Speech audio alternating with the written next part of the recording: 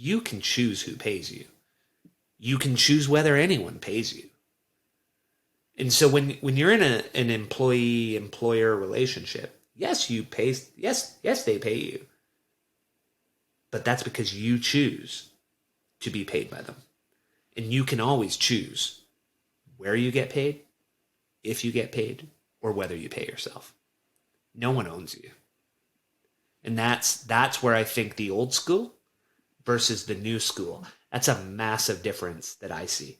I mean, it's not quite Web 2.0, Web 3.0, but it's pretty close, Goff. It's moving from ownership to I'll rent my services.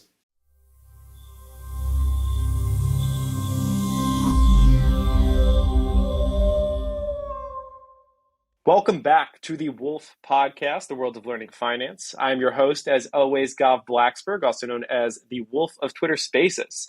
Today, I'm bringing a really cool guest on, Clint Murphy from Twitter. If you've been around Twitter and you've seen any threads on your timeline, chances are about 50% of them were written by Clint. He's I am Clint Murphy at I am Clint Murphy on Twitter. Clint's a husband, a father to two young boys. By day, he's a chief financial officer, a CFO. And in the evening, he reads, invests, writes fantasy novel series, and he hosts the Pursuit of Learning podcast. Clint, welcome to the podcast. Thank you very much. Great to see you in person after being in a lot of spaces with you, Goff.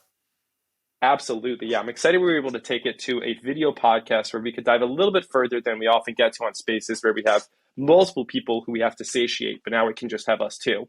So I mentioned there that you are a CFO, which I think is an interesting place to start here. I would love to hear a little bit about your professional background and how you even began with everything, and then we'll transition to more of the meat of the context today. You bet. So if we rewind the clock let's rewind the clock to 1998, because that's going to come into play today. It's a good year. I was born that year. Oh, excellent. That's always scary. So I'm graduating high school, I'm in year 2 of university, and my wife, now girlfriend at the time, said I was a psychology and English major, so that's going to come into play. She said, I think you should switch to something that'll get you a job. And so I said, oh, sure. And switch to accounting, because that's what we all do, is just switch because our girlfriend tells us to. Hindsight, don't do that. So I became an accountant and started at KPMG in the summer of 2000 as a summer student. I was there on and off for 8 to 10 years. I was there in Canada. I worked there in Bermuda. I took 2 years off working in a non-accounting role in Toronto, running a manufacturing facility, and then came back to KPMG as a senior manager in Vancouver. I did that for 3 years, realized this is not for me. I do not like audit in Canada. I do not like audit in Bermuda. I do not like audit as a staff. I do not like audit as a senior manager. It was my green eggs and ham. I got to get out of here. I tried it enough. I wasn't like the Sam I am, the guy who didn't try it at all. I tried it, didn't like it anywhere. So I went into industry and I went into real estate. So that's one of the things you're going to ask about is why invest in real estate? Well, because that's what I do. So I've been in real estate for the last 12 years.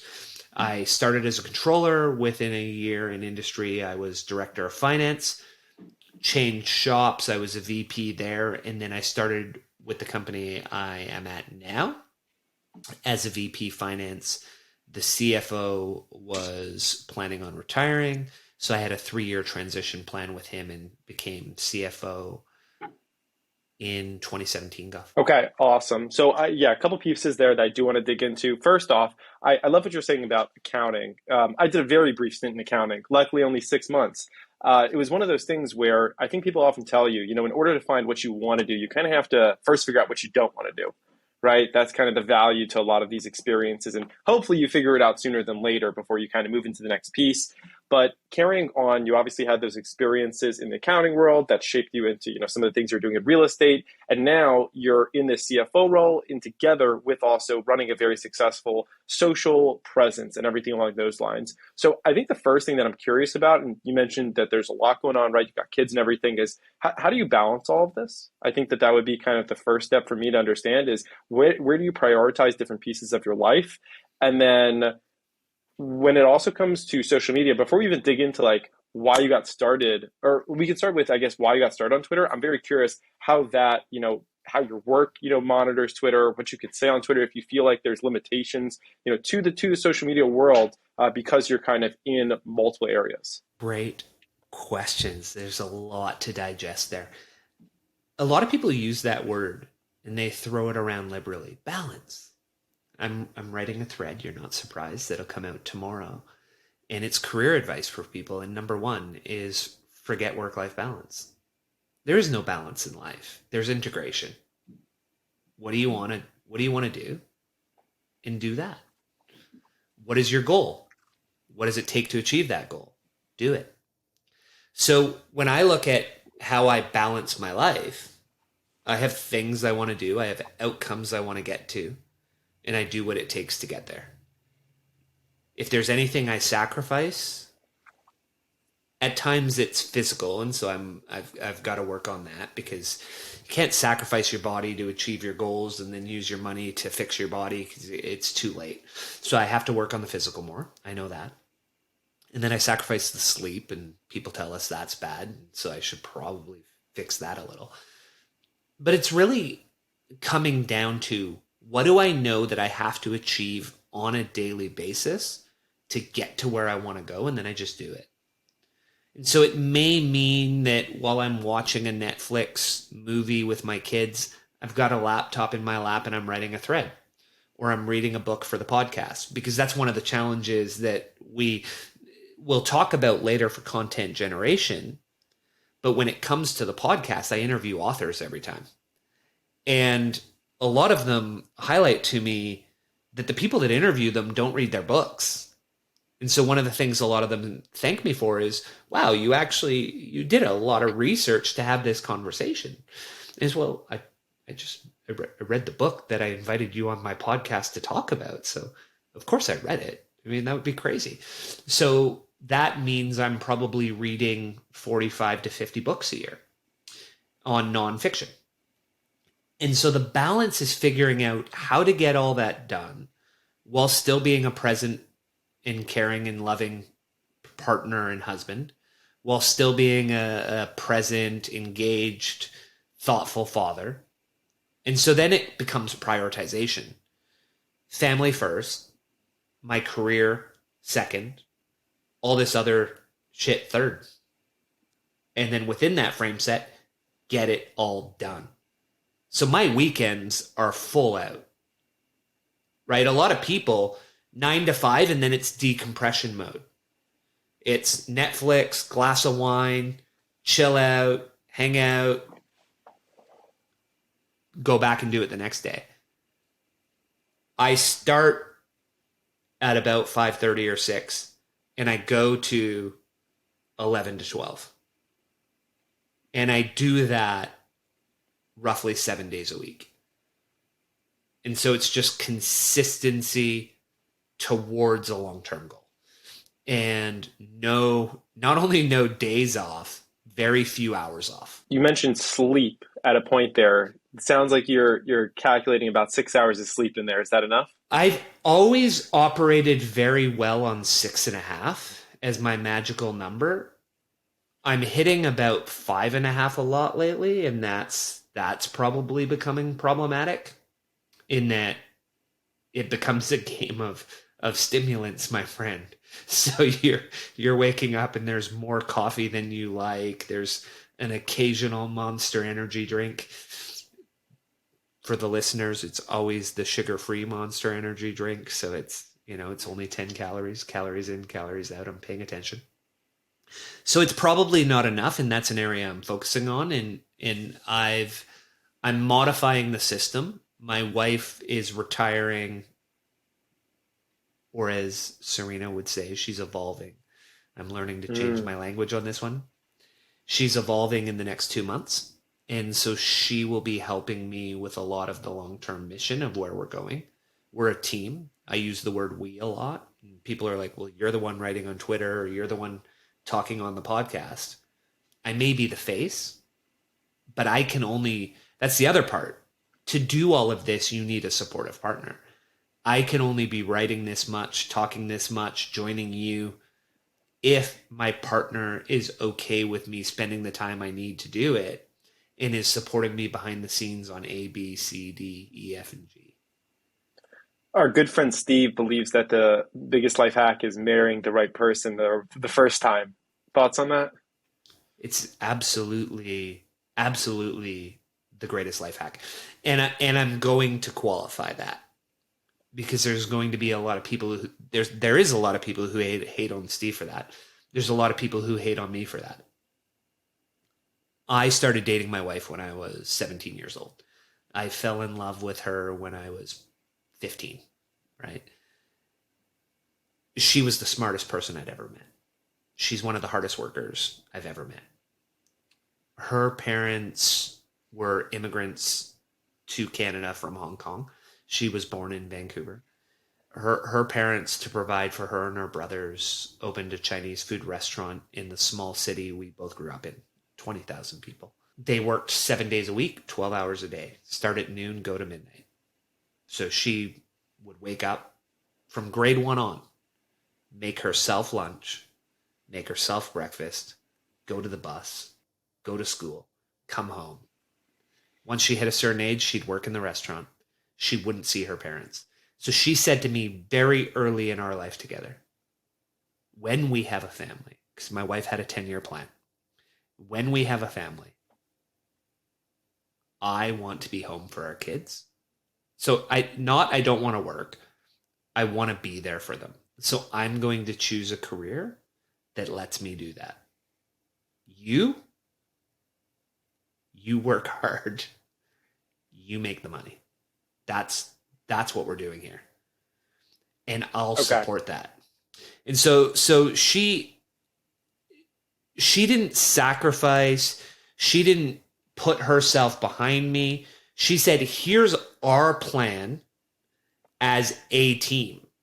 So marrying the right person, it doesn't have to be man goes out, makes money, woman cooks behind the scenes for him.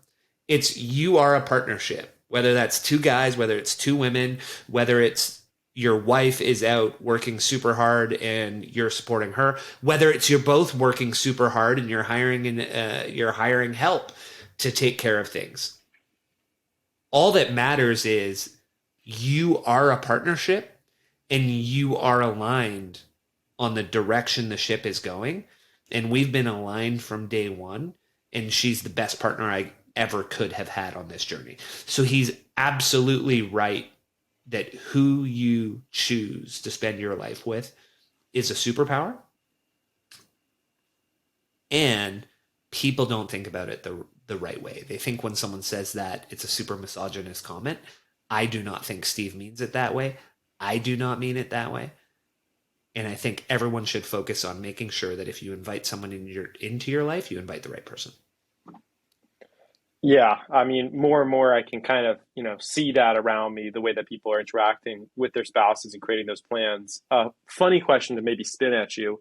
Does she do anything on social media too? Like, does she interact with you back and forth on Twitter at all? Is it something that you've maybe ever pushed her to do? Like, say, like, hey, like, look, I'm building this on Twitter. Like, here's the blueprint.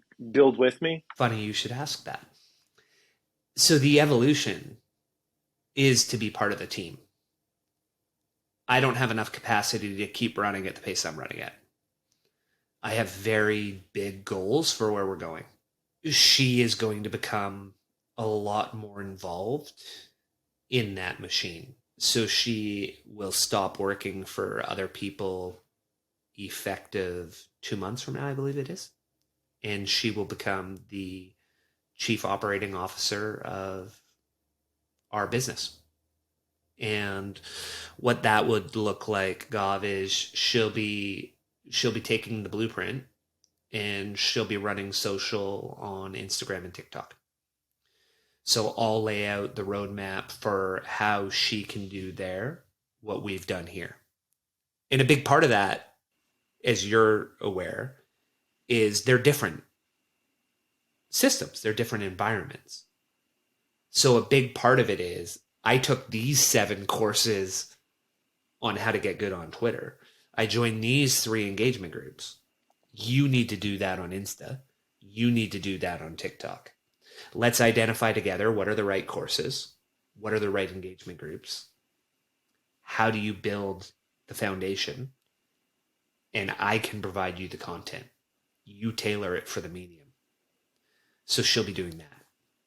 And then It's she'll be helping fascinating. with the podcast. Yeah. Very, very interesting because it's especially with threads, it can be really difficult to translate them over to, these short form video content like platforms, right? Where you kind of expect people to take a few minutes maybe to read a thread, right? And to condense it and take that content and move it over.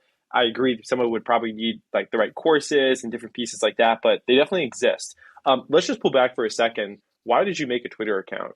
How'd this all get started? This is the meat and potatoes of everything. So it's always a challenging one. And what I'd say is 5 or 6 years ago now, I had a conversation with my boss about where things were going, what my ability was, what the next step, if any, there are. And one of the challenges is I'm topped out, right? I'm probably not going to be the president of my company, and there's reasons for that. And so I've largely reached the pinnacle of job title in my path. Earnings, I'm largely topped out. Not something I'm unhappy with. I'm very happy with where I'm at there. And I'm a person who always wants to grow, who always wants to be better, always wants to be more, always wants to push myself. There's a reason my podcast is The Pursuit of Learning. And so my conversation with him was, okay, I can do this for a set amount of time. And there's a defined timeline. And then I have to be done. And so I never intended to start any of this until 2023, 2024. And then the unprecedented happened. COVID. Kids' sports were canceled. We weren't going into the office. We're working at home. Our social lives are gone.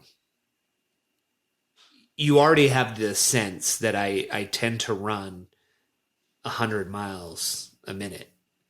You take away everything that I'm doing. Idle time. I don't like being idle. And so I started to look at how can I fill out my time. I thought, why don't I launch a podcast? So I launched a podcast, April 2020. Sorry, April 2021. I came up with the idea probably 6 months before that. Started reading books, researching, launched the podcast. And I thought, how do I promote this? Well, I'll jump on Instagram. I'll promote it on Instagram. I was promoting it on Instagram. All of a sudden, a bunch of colleagues were following me, shareholders, my boss. It felt uncomfortable. So I stopped posting. And then I thought to myself, well, wait a second. None of these people are on Twitter.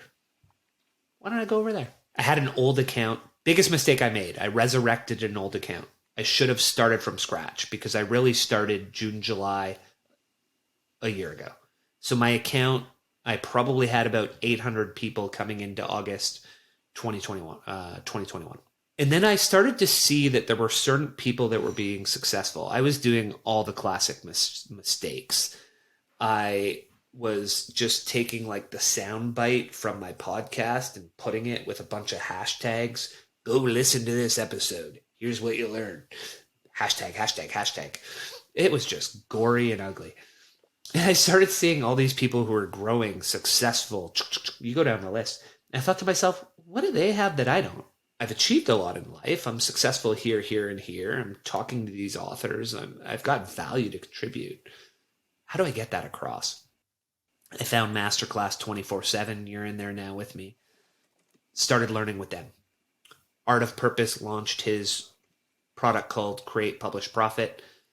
I'm like, I get one-on-one time with AOP and Save Your Sons and get paid right. And I know most of these guys now in real life, but they're still anonymous online, so I'll use their anonymous names. And I thought, I get that for this price? Yeah, for sure I'm doing that. That's free. Jumped into that. Then I took Ship 30 for 30 to become a better writer. Then I took audience building with Sahil Bloom. And in every one of those courses, I had my either top one takeaway or top three or top five. And I started combining them all. And I've written on the platform. It was a year ago. I'm at my cottage right now. It was a year ago when I was at this cottage that I signed up for Masterclass and made the decision that I would write every day on Twitter for the next year. Somewhere in there, it became threads, probably Ship 30, because I started writing one a day every day. And I kept that going for about 60, 70 days. And then in the last 125 days, it's probably been about 100 days where it's been threads, maybe more. So there was that. And along the way, a couple funny things started happening. I started growing reasonably quickly. As I grew, I got more listens on the podcast. As I grew, it was a lot easier to reach out to someone and say, hey, do you want to be on the podcast? I know you experienced this with Spaces. When you were at 20,000 and you said, hey, do you want to come on my space? I have 5 people in the room who will listen. It's harder. But when you reach out and say, hey, I've got 75,000, my co-host has 200,000, and we regularly have 250 people in the room. And over the course of the show, we'll have 2,000 people come in the door. People are like, yeah, I want to be on that space. Right. And so now I'm not even afraid now to reach out to someone who's a bestseller. I might not get them, but I can say, hey, we have 140,000 on social media. We're growing 20,000 a month. So by the time your episode airs, we'll be promoting it to 250,000 people. People are like, yeah, let's talk. That sounds like I might get 25 book sales.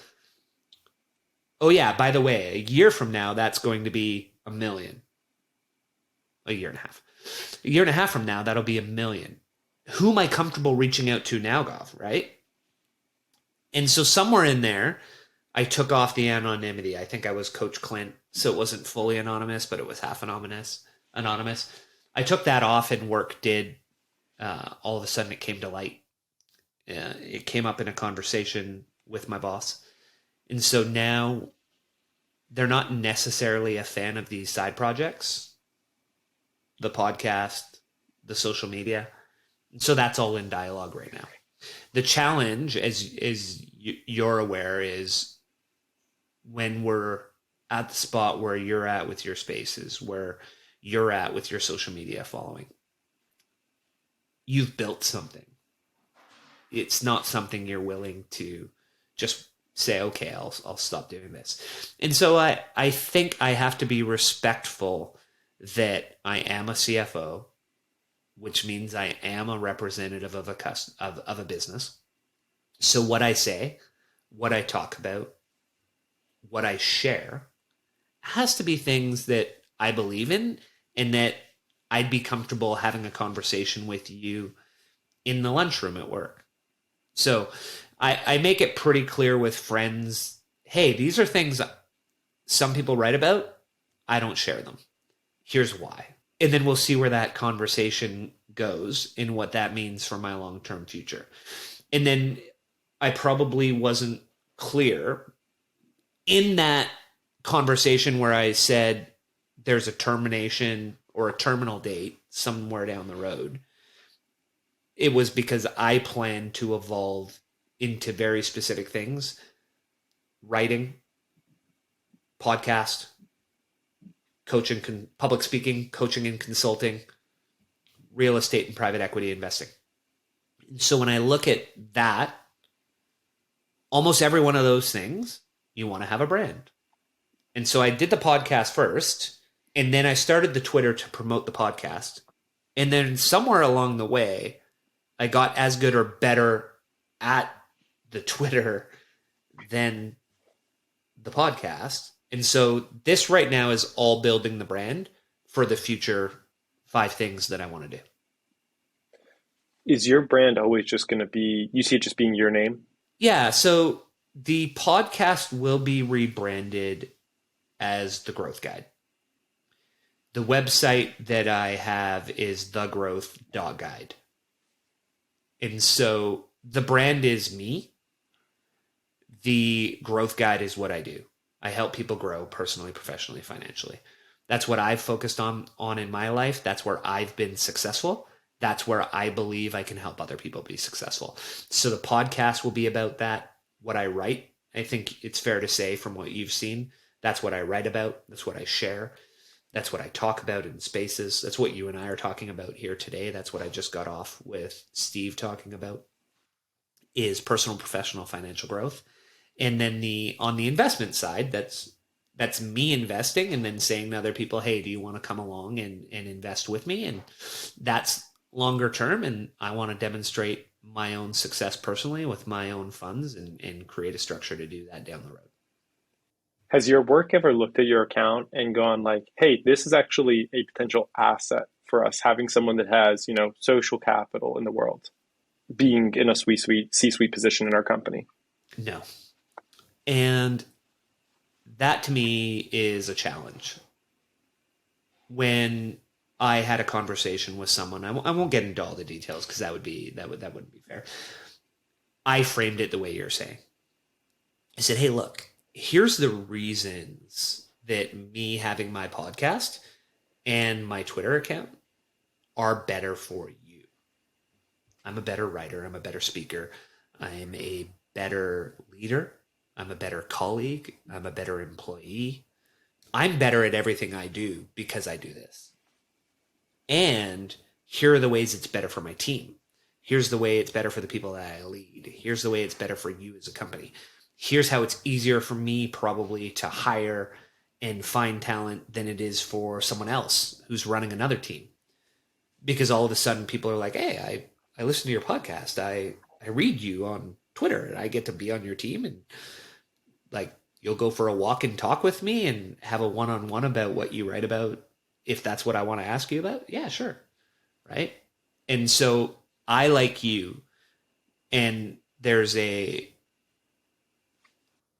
person on Twitter who is releasing a book. Ben Putano is releasing a book, Great Founders Write. And I'm going to have him on the cast to talk about that book. And I think the approach you take, the approach I take, the approach a lot of younger generation are taking is if I'm a business founder, I will have that social credibility. I will be on all of these mediums because if I can demonstrate how I think, my thought process, the way I would lead my company, and people align with that, it will be easier for me to find good talent and retain it. So I do see what you're saying. I think that's the future. A lot of companies aren't wired, or people aren't wired to think that way yet. I think it's thinking that's starting and is probably 10 to 20 years away from leading. 10 to 20 years from now, most owners, presidents, leaders will be on social and will have a very, very high profile.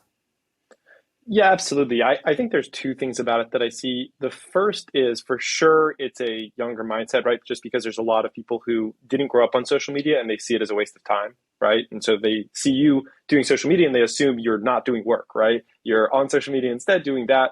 And then the other piece of it is you're already at the company, right? The company already has you, right? You're working there, right? Like it's not like they need necessarily an additional push to have a reason why they should have you, right? Like they clearly want you for the position, versus I don't work for anyone else right now. I work for Wolf, which is my company, and I've actually been reached out to by multiple companies that have offered me jobs. They want me to come on, and usually they want me to do client relations or building, right, their socials or stuff like that, because they see it's an asset, right? If I come on and I still own this, it's now their asset, right? They're associated with it by proxy. So they kind of understand that it's valuable for them. But I think it's different for your company where they already have been working with you for quite some time, right? The job's been done well. They maybe don't fully understand social media. So it's like a new piece to integrate.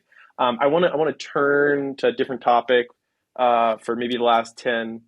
Can we explore that one for 1 second? Because one of the Yes. things you said was very important. Because I think a lot of people do think this way in life. And this is where you start to run into the challenge. They already own you.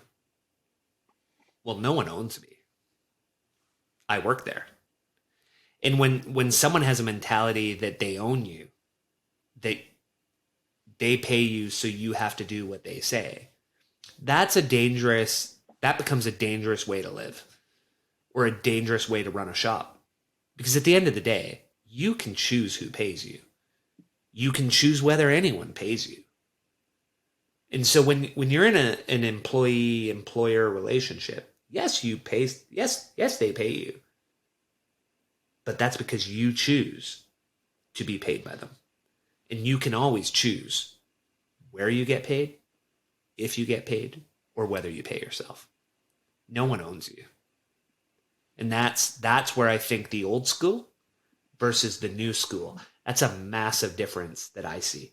I mean, it's not quite Web 2.0, Web 3.0, but it's pretty close, Goff. It's moving from ownership to I'll rent my services. Okay. I definitely agree with that. I guess I wasn't thinking about it necessarily as like own, but just as like, there's so much that goes on to onboarding and getting the right person into the right position. And from their perspective, like obviously they believe you're the right person for that position and you're already in that position. So they might not want things to change, right? Like we start getting leeway to this, things change, right? Not necessarily, yeah. So that's kind of the way I was going about it. I have two other topics I do want to touch on. Fire away. One of the topics is going to be investing. The other one is growth. And first, I would just be very curious if you're open to sharing how you allocate your portfolio, right? You're clearly in a position where capital's incoming. You have spoken to real estate investments. I'm sure you have stock market investments. How do you choose how to diversify your investments? Yeah, if I had to math it out, I would say 95% of my assets are in real estate. And so if you look at what Warren Buffett says, is if you think you have an informational advantage over the average person, you should go all in on it. If you don't believe that, you should be in index funds, right? I work in real estate. It's what I do all day, every day. I've seen how people I've worked for across several companies have built large amounts of wealth, and I understand how I can use those theories and the ideas and the concepts and build my own wealth. And so most of my money goes into owning homes. At this point, we have 8 properties, and we have a 9th one that we have a purchase contract on that will be built over the next 3 years. So it's what some listeners may know as a pre-sale contract. You buy it, the developer builds it, you take ownership of it, you put down a deposit, etc. So that's where 95% of our money is. The other 5% is largely in Bitcoin. So it's a substantial amount in Bitcoin and an even more substantial amount in miners. And so as Bitcoin kind of bottomed out over the last few months, I transitioned a fair amount of my, and this is in my registered account. So in the US, your Roths and your IRAs. This is in my Canadian version of that. And as it bottomed out when it was about 20,000, I shifted a fair amount of the Bitcoin ETF into miners, recognizing that if I truly believe that Bitcoin will return to where it was and even more, that the miners will have larger returns than the Bitcoin itself will. So that's the other 5%. Miners are already up 100% in the last month. So yeah, it's been a good month. Okay, perfect. Yeah, that was just one topic I thought would be interesting. And the other one that I was curious about, you mentioned engagement groups, you mentioned the master classes. What other tools do you use to increase your growth and engagement? Those are the main ones, and then it's networking, right? So it's finding people like you and I and saying, hey, I resonate with your material, you resonate with mine. Why don't you let me know when you drop something? And if it aligns with my audience, I'll share it. If mine aligns with yours, you'll share it. And building those circles bigger and bigger, and getting the right people in the right circles, and then working as a team, right? And a lot of people may say, well, hey, you're not supposed to do that. Well, all it is identifying people whose content you align with and whose and who your content aligns with their audience, and then saying, hey, if it resonates, feel free to share it. So Yeah, absolutely. that's the main one. And then reading as much as I can, creating lists within Twitter. So these are all features that Twitter itself has. So using the list function to identify accounts that you resonate with, and they're reading their content daily, still doing the age old, oh, Dickie Bush dropped a thread, I'm going to go comment on it really, really early so that people see my content and resonate with it and go see what I do. And so to do that, you have to comment early, and the comment has to be thoughtful and value added. You're not trying to hijack what they wrote. You're trying to corroborate it, add to it, add value to it. So those would be the big ones. And like Tweet Hunter, TweetMax, are you using any of these Yes, things? I use all of the above. Superpowers for Twitter, TweetMax, Tweet Deleter, Tweet Hunter. I think I was using TypeShare, but I've narrowed it down to those 4, and really the ones I focused on are Tweet Hunter is where I write everything, and TweetMax I use because what I'll do often is I'll look at your account, and TweetMax automatically highlights all of your heavy hitters recently, and I'll look at those and say, well, what fired and why did it fire, and how does that inform what I write? And so I'll do that with 20 to 30 accounts regularly, is see what's firing for them anytime I'm going to write a hook. I notice a lot of your threads, not just the thread hook, but also the individual tweets in the thread get retweeted on the timeline every certain amount of hours. Are you doing that through Tweet Hunter? Do you have kind of like a specific time period you're usually trying to like hit? A combination of manually or Tweet Hunter. So if it's one of the early tweets in a thread, tweet it 3 times, 3 hours each time. So it's and if you do that with 10 of the tweets in a thread, then you're retweeting every hour, but you're only retweeting each one 3 times every 3 hours. So when you do it that way, your content's kind of coming back front and center to your timeline. And if people wonder why you might do that, why I might do that, and others might do that, is Instagram, your content has sort of a 24-hour shelf life with your stories. On Twitter, your timeline is 15 minutes because a lot of people have their settings set to most recent tweet. Yep. And so there's a lot of stuff being thrown at them. So your stuff's only front and center for about 15 minutes, 20 minutes. So a lot of people feel like, well, I might be spamming if I do that. But for your readers, they're not seeing it that often. Also, they're only on Twitter for very short windows in the day. We all have lives. So they come on, you Not want them me. to see what you wrote. Yeah, well, you're special. You're on Twitter 24/7. But for the average person, you're not on all that much. So you're not really spamming your audience. The other thing people don't really think about is people are afraid to reuse their content. So I have a few things to share for them on that. One, it's your content. You wrote it the first time. You're only stealing for yourself. I think you're not technically supposed to retweet, like rewrite old content as new content. Technically, I think there's a rule on that. You take that old content, you make it better, and you repurpose it. It's your content. And if you're growing at the rate you're growing or I'm growing, if I wrote something 4 months ago, I only had 40,000 followers. Now it's 130,000. That's 90,000 people that never saw it. So I'm going to rewrite it for them. So maybe every 3 to 4 months, look at what you wrote. That did well. Rewrite it. I'll probably leave Jeff Bezos out for another. Maybe I'll wait 6 months before I talk about him again. I think people may think I talk about Jeff too much. But hey, Jeff resonates for a few thousand followers every time you talk about him. So bring him out every 4 months, right? Excel. I'll talk about Excel once a month. Now, can I clarify slightly why I will talk about Excel once a month? Because a lot of your followers came from there.